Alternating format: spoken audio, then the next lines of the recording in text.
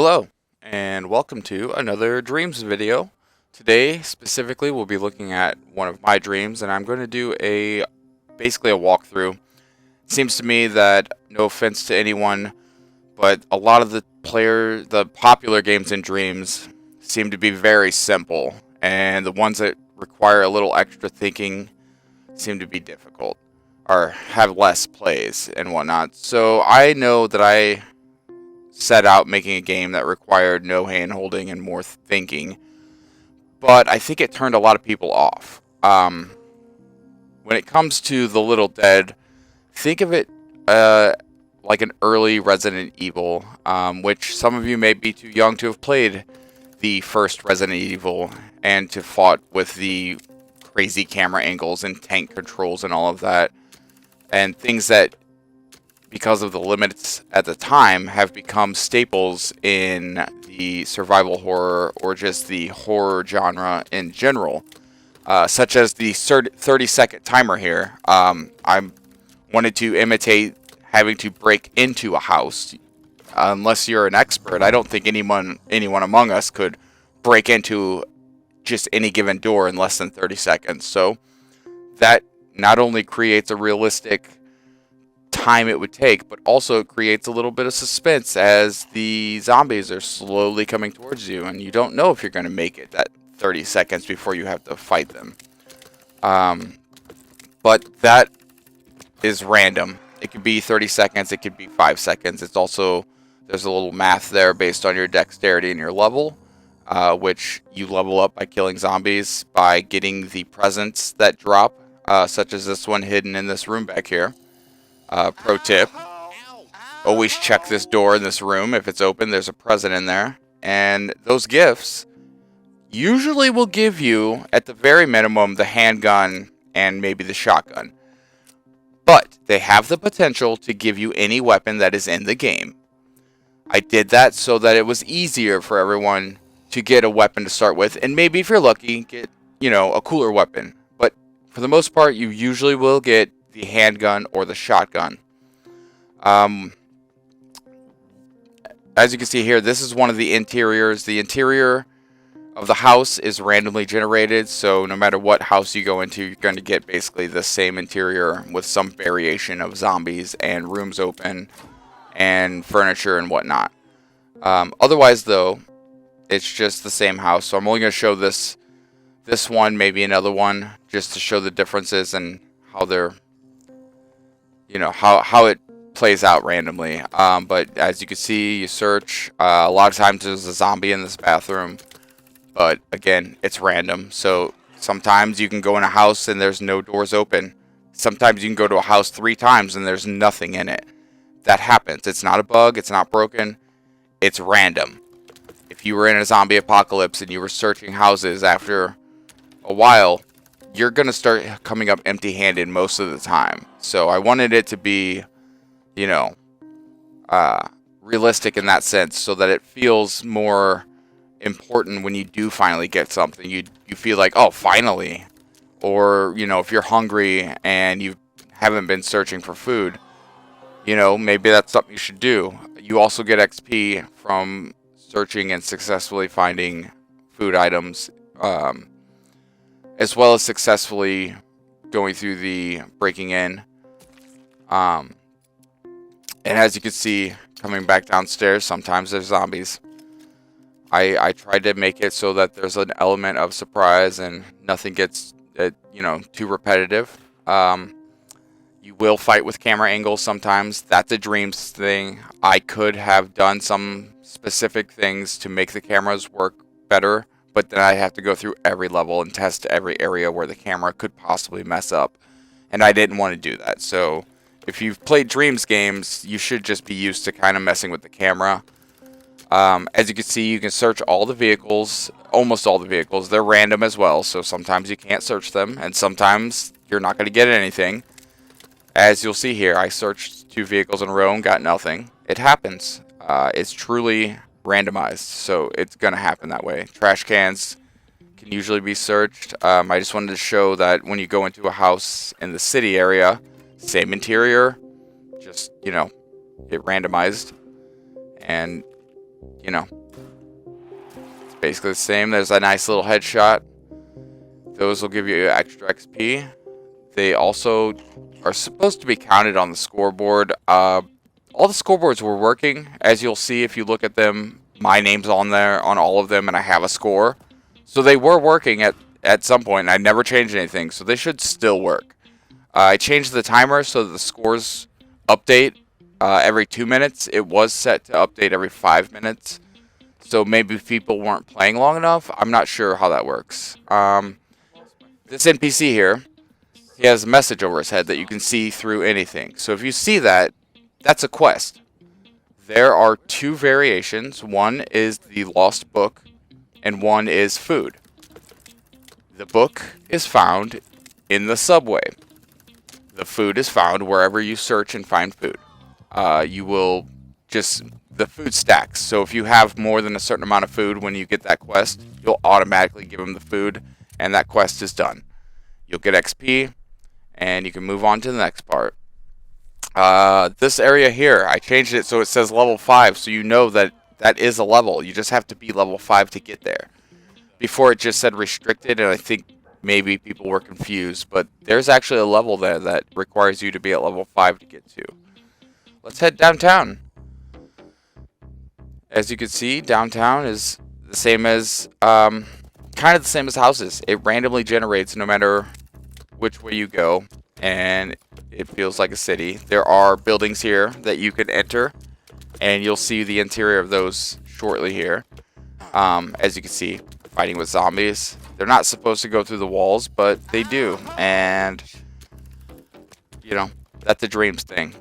I could probably fix it, but every time I've turned it on to where they don't hit walls, then they do something else weird. Then I'd rather have them just go through the walls. So it doesn't happen very often. The city is the only place it really happens, and I haven't really figured out why, other than the fact that they just keep pushing towards you until they pop through, you know, the floor.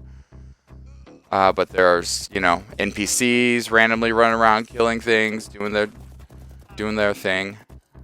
For the most part, it is open. Like, it's not meant to be any hand-holding. You start out in the cul-de-sac, spend whatever time you want to spend there, and when you're ready, you move on to the city.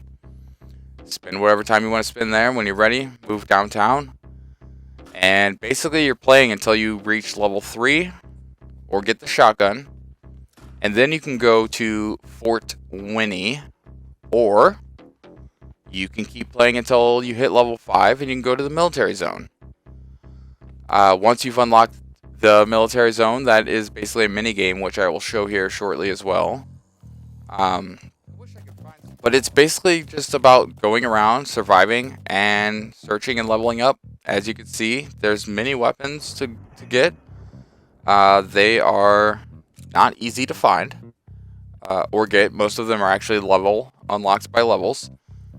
But like I said, the presents here, they have the chance of giving you any gun in the game.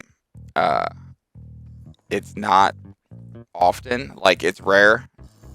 The common weapons will be what you get most of the time, but it's definitely possible to get the P90, the M16, the 50 cal. Those are all weapons you can get from the presents, and the presents just show up randomly when you kill zombies. Again, adding a level of, you know, not hand-holding, but as long as you're killing zombies, you're going to get those presents, and if you keep getting them, you will eventually get all the weapons. If you stick around till the end of the video, I'm going to show you a little developer secret to get you ahead of the game right off the bat. If you just want to skip all the actual hard parts and just go straight to shooting zombies with whatever you want, because honestly, it's really fun to just have all the guns and shoot the zombies. And at this point, I just want people to play whatever's fun. And if having all the weapons is the most fun way to play, I'm going to show you how to do that the easy way if you stick around till the end of the video. If not, that's fine too. No big deal. I mean, I'm self-promoting my own game that I made here, so I don't expect too many viewers to be sticking around this long. But if you do play any of my Dreams games, or you've been following that and you are interested, then this is for you. So let's get to the next part of downtown, which, like I said, you can go to the subway at any time you want there, which we will show here in a minute. But first I want to go into the newest area that I added, which was the interiors in the downtown into the, I guess it's an office building. I mean, there's no other way to say it. It's an office building. I was going to make it apartments, but I made the office for something else, and I decided to reuse it in the same sense as I did the interior of the house. And so now you have an office interior if you go downtown and you go into the doors. And once we get there, we'll talk about that.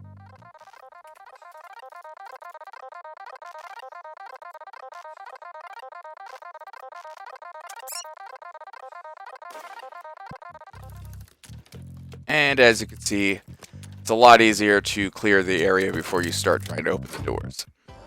So here we go.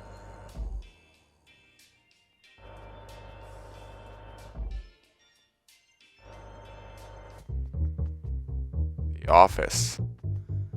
It's not always this dark. The lighting is also randomly generated, so sometimes it's bright, sometimes it's darker, sometimes it's just like this. I have the P90 here. The P90 has a flashlight on it, so that makes it easier to go through this, but you don't need it. The hand cannon will do just fine. The laser sight on it lights up. And this area is obviously, you know,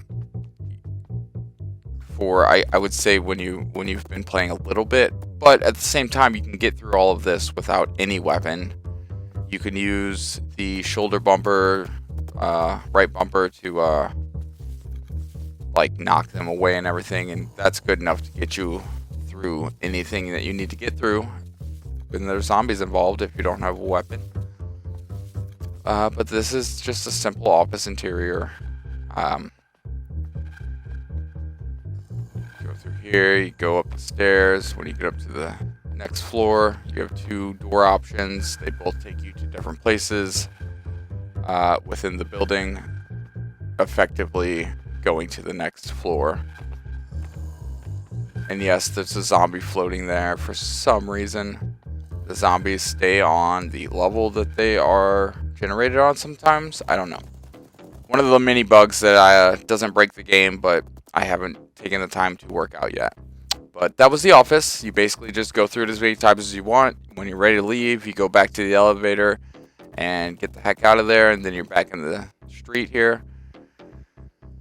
And basically, you're gonna just do that until you hit level 5. Down here in the subway, same thing. That's really dark. It works best when you have the P90 or a flashlight. The cameras inside the actual train, I was trying to do something a little Resident Evil-ish, where it takes over the control of the camera. It was working great until you got to a certain point, and the way the cameras worked, they conflicted with each other, and sometimes you can end up getting yourself stuck in here because of the cameras. So the pro tip on that is to change your point of view to first person or over the shoulder so that you have camera control, and then you can just walk through it, no problem. If anything else, you could just jump out of one of the big windows, and either you'll land on the tracks and die, or you'll land on the platform and be fine. If you die, you'll just respawn right there at the beginning of the level, no big deal. When you die, it just resets your kills and your headshots. That's no big deal, right? And I guess your days survive too. That resets. So I guess try not to die if you can. You can always hit rewind. Since it is a Dreams game, you can always just hit, you know, start or options and hit the rewind button and restart the scene where you came in at. But again, it's not game breaking, it's just annoying, and there's, you know, the camera fix, or there's me telling you to switch your camera up to get through it. Anyway, we hit level 5. And here we are. Oh, look at that. No, we didn't. We hit level 4. That's weird. I just noticed that. I'll have to go and check that. Either way, again, doesn't break the game. That just means you can get here one level earlier. But basically, this is just a mini game. Shoot as many zombies as you can to rack up points. Headshots, add multiplier to it, and the faster you get headshots and kills, the better you'll do. At the end of the time limit, it automatically just ends, and then it sends you out to back out to the city and post your score. But it's literally just a mini game to get XP, and if you haven't gotten it yet from a present, this is also where you'll get the M4 machine gun, M16, the tactical, as I like to call it. You will get that here the first time you come in, and then you will have it unlocked after that. Otherwise, though, like I said, just a mini game, just a fun little area to kill a bunch of zombies for now, until I maybe I've had a few ideas of how to do a wave-based thing. Right now, like I said, it's just the one time limit and get as many points as you can. And if you get above a certain score, you will get something special. And from here, that's pretty much everything there is to do, except for the safe house, which we will hit up next. But in order to complete the game, or to get to the last area of the game, you will need to have done a book quest, which means that you found the strange book on the train. There's 3 spots in the subway that it spawns, and when it spawns in, it will make a chime noise that you may not notice, but it does make a specific chime. Once you've got the book, and then you found an NPC who needs the book, you will have completed the book quest. Once you find an NPC who needs food, and you have food, you will complete that quest. Once you've gotten the score in the military zone, you have completed that. And then this part here is the safe house, where once you've completed this by getting the required number of headshots, and then you get teleported up into the treehouse, that unlocks the last completion, and then you can go back downtown. And if you keep walking around downtown, eventually you will find a different building that stands out and has a door that you can go in, and that's the last level. It's another office building, and when you get to the top of that one, you can actually go to the roof, and there is a final boss battle. And if you beat the final boss battle, that will take you to a little, I guess, Easter egg there. Otherwise, that's the game. And you saw right there, with a full auto machine gun of any kind, it's really easy to get those headshots.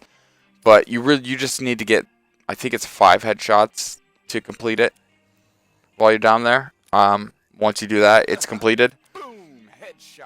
And you can always get back up here by going to the ladder at the bottom and pressing square. Again, I didn't show that. This is not a a step-by-step walkthrough. It's more of a generic walkthrough, because again, I don't want to like ruin half the fun. But speaking of fun, here's some of my favorite parts of the game: the dynamic NPCs. Oh my god, I want Starbucks. Good spice latte. They all have random phrases they say. They each have quite a few different things they'll say. It can be annoying. It can be annoying when you get them close to each other and they all start going sometimes. There's some coding I can do to fix that, but they'll seek out zombies and fight them, and they're pretty successful, as you'll see, even if it looks silly. Lost my favorite book. This sucks. Here's an example. And now I have nothing to read. book quest. Hold up. There's a little Easter egg I'm not going to show you. You'll have to figure that out on your own. Alright, so aim, shoot, toggle camera, make room, switch weapons, jump, crouch, all your basic stuff. Down does something special if you're lucky. That's how you turn on the laser and the flashlight on the P90. So if you're lucky, you'll get it. And here is developer secret. Boom, press square back there. Now you have everything. You get a nice little chunk of XP to start. And see that kaboom box down there on the bottom right hand side? That's my favorite thing in the game. And I'll show you what that does, just because I think everybody needs to know. So if you get a kaboom box and you see that symbol down there, throw it out among a group of zombies and boom, they all start dancing. They can't help themselves. So once again, if you were having trouble or you just weren't sure if you wanted to play it at all, there you go. That's the little dead. That should help you get through it. Get some scores on the board. If you're still here, thanks for watching. Love you. Bye.